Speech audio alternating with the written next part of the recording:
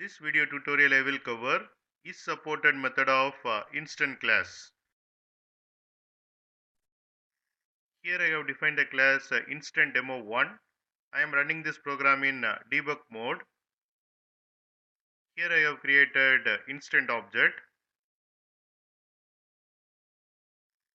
Then I am calling isSupported method of instant object and passing temporal field as nano of second.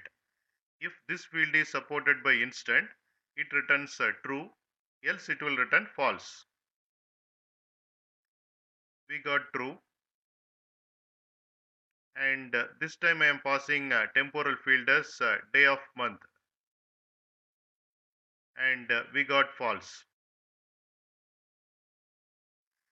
Here I have defined a class instant demo 2. I am running this program in debug mode. Here I have created instant object. Then I am calling isSupported method of instant object and passing temporal unit as days. If this unit can be added or subtracted, then it will return true, else it will return false.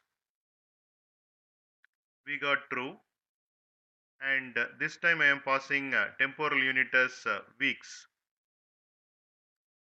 and we got false.